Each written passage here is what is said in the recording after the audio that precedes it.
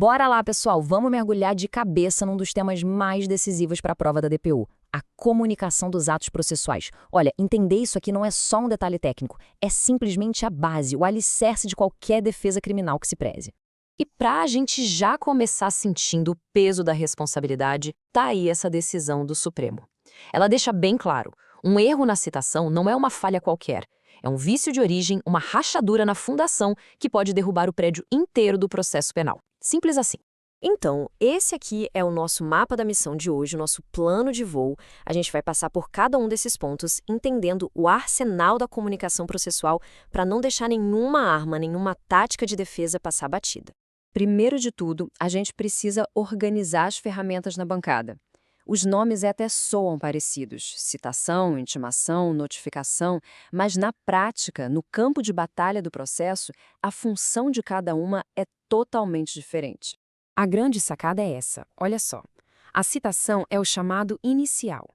É o ato que, de fato, insere a pessoa no processo, que diz: "Ei, tem uma acusação contra você, venha se defender."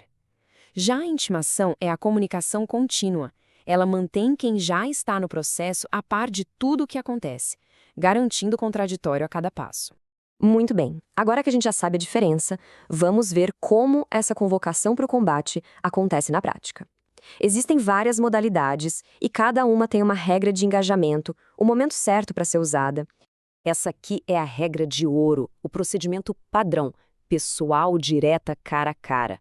E o ponto de atenção máxima que o STJ sempre bate na tecla é a entrega da contrafé. Sem a cópia da acusação na mão do réu, não tem como ele saber do que se defender.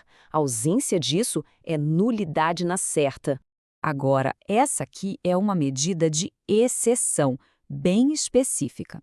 Ela só cabe quando o réu está de propósito se escondendo para não ser encontrado. E atenção, não é só o oficial ir lá e não achar ninguém. É preciso ter elementos concretos de que a pessoa está se ocultando de má fé. Os tribunais são bem rigorosos com isso. Bom, e se a pessoa sumiu do mapa? Aí a gente entra na citação por edital, que é uma ficção jurídica, né? É o último recurso. E a consequência disso é gigantesca. O processo e a prescrição ficam congelados. O Estado basicamente aperta o botão de pause e espera a pessoa aparecer. E falando em edital, esse número aqui tem que estar tatuado na mente. 15 dias. É o prazo mínimo de publicação do edital. Se esse prazo for desrespeitado, adivinha? Nulidade. É um requisito formal que não dá para ignorar. Gente, atenção máxima aqui. Isso despenca em prova. O Supremo foi categórico. Se o réu está preso no mesmo estado, o Poder Judiciário tem a obrigação de saber onde ele está. Afinal, é o próprio Estado que o está custodiando. Usar editar esse caso é um erro crasso, uma nulidade absoluta. E claro, a gente tem essas outras formas mais específicas de citação, cada uma com seu protocolo certinho. Um destaque importante aqui para a carta rogatória. Enquanto ela não é cumprida lá no exterior, o prazo de prescrição também fica suspenso. Fiquem ligados nisso. Certo, o réu já foi citado, já faz parte do processo. E agora? Como é que o juiz e as partes se comunicam sobre as decisões, os despachos, os próximos passos? É aí que entra a intimação, o nosso sistema de comunicação contínua da missão. E essa súmula 710 é ouro em pó para a prática da advocacia e, claro, da defensoria. O cronômetro do prazo começa a rodar no dia em que a pessoa é efetivamente comunicada, e não no dia em que o papelzinho que comprova a comunicação é juntado no processo. Isso muda tudo. Ok, vamos avançar para um ponto que é o coração da nossa atuação como defensores. As nossas regras de engajamento especiais, as nossas prerrogativas. São elas que equilibram o jogo. E aqui estão os nossos superpoderes, digamos assim. Intimação sempre pessoal com a entrega dos autos e prazo em dobro para tudo. Isso não é um privilégio, gente. É uma ferramenta de trabalho essencial para garantir uma defesa de qualidade para quem mais precisa. Olha que detalhe prático e fundamental. O prazo em dobro da defensoria só começa a contar quando o processo físico chega na nossa repartição.